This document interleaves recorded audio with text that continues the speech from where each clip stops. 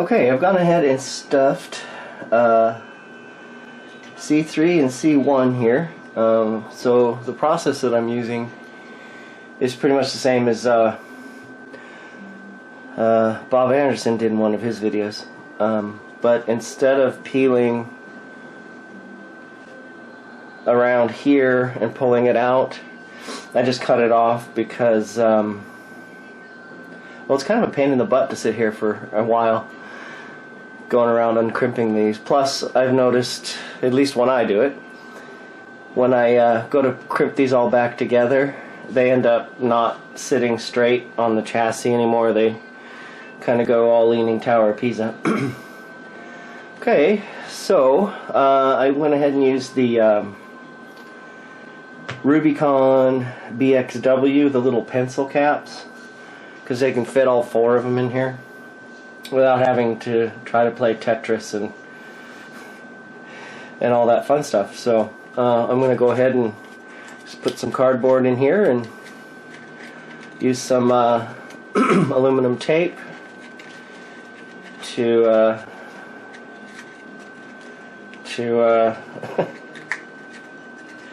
alright, this worked out when I first did it. Okay. And I'll tape it up together. Ta-da. So I'll go ahead and get that in here and get this all buttoned up. This should leave a lot more room in here. So another thing that I've done is up near the top, let's see if I can see that.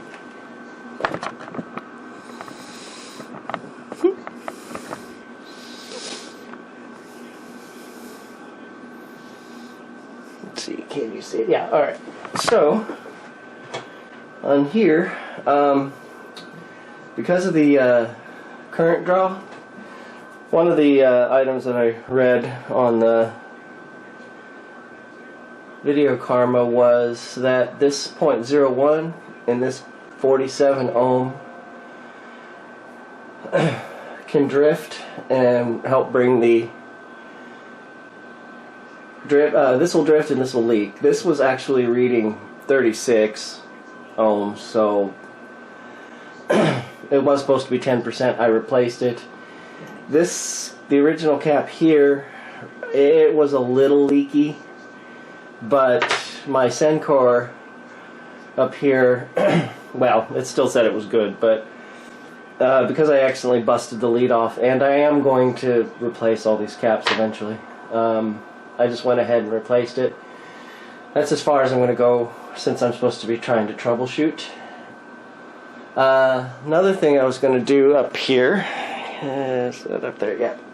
So this resistor causes a lot of problems, and as you can see, it causes heat damage. It also cooks the strip here. These wires are even a little scorched.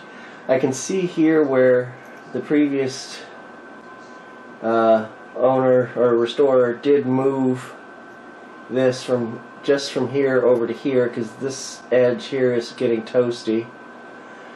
So what I think I'm going to do is I'm going to order a 25 watt cap, one of the aluminum kind, and I think I'm going to mount it maybe here, and I'll put a little heat sink paste on here, and I'll just screw it down to the chassis and hope that helps with the heat.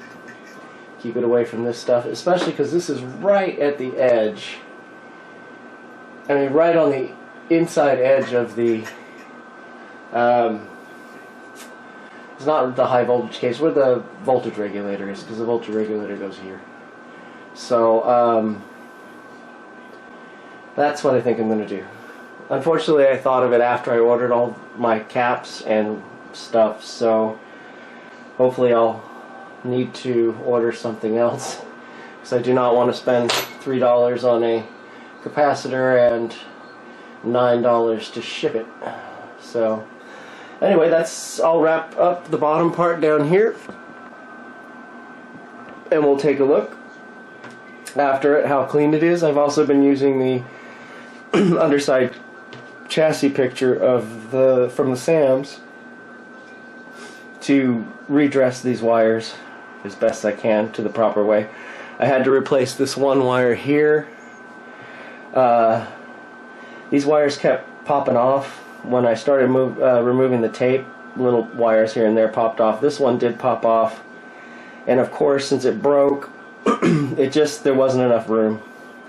And even though I do have a wire wrapping tool, I cannot find what I did with my solid core wire, so I just ended up soldering it to the stake where this wire was wrapped around. So alright, that's it. I will be right back. Okay, I think I got this thing done, but we're going to bring it up on a variac and check out the voltages and make sure I've got them right.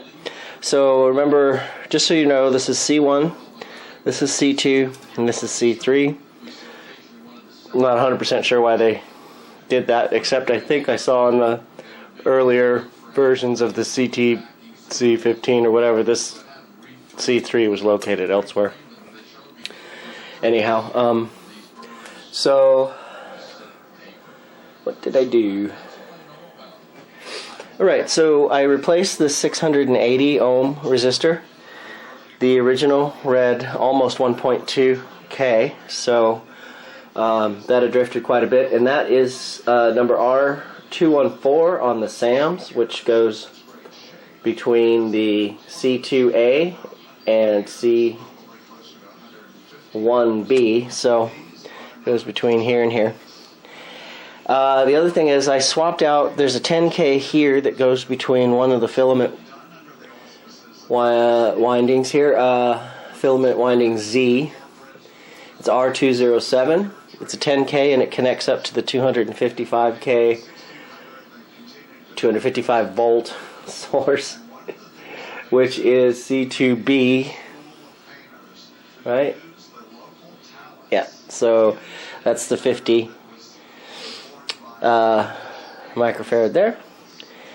There was a carbon one in there, or it looked like a carbon one, I wasn't sure, but since I wasn't sure I took it out, because it was a replacement. I know Sean put it in there, but my friend Joe, who used to work on these, worked on these for RCA when he worked for RCA in the 60s.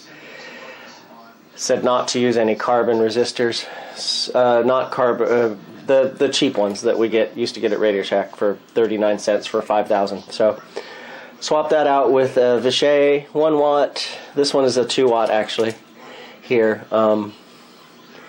And another thing I was just going to point out, I do need to remind myself I need to replace that line cap. Now that I got the electrolytics out of there, look how much cleaner that is, by the way. That other one was kind of a nightmare. I don't know why I thought I would be able to stuff caps underneath. I mean, if he couldn't do it without making it look cluttered, I didn't know why I thought I could, but anyway. So up here, I accidentally had told you that this was 0.01, it's a 0.1. It is also on the SAMs number C91. This one, by the way, was R130 here. And also, I know in the last segment I accidentally called this a resistor. I mean, a capacitor twice, so I know it's a resistor. Anyway, I'll still be relocating that at some point.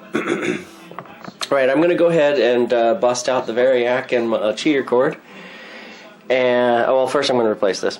And then let's check some voltages so I can make sure I put the wires in the right place. Well, annoying news. I went to go ahead and power this up on the variac, and I started checking some of the voltage points, which probably wouldn't have been I'm not sure how accurate the voltage would have been with absolutely no load in there, but I wasn't getting any voltage anywhere. So I wasn't sure what was going on, so I started poking around, and guess what? A lot of you may know what that is.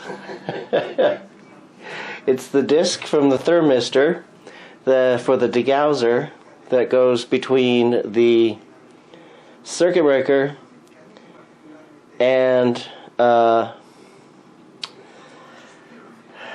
well, anyway, it goes to the diode. So without that, there's no electricity.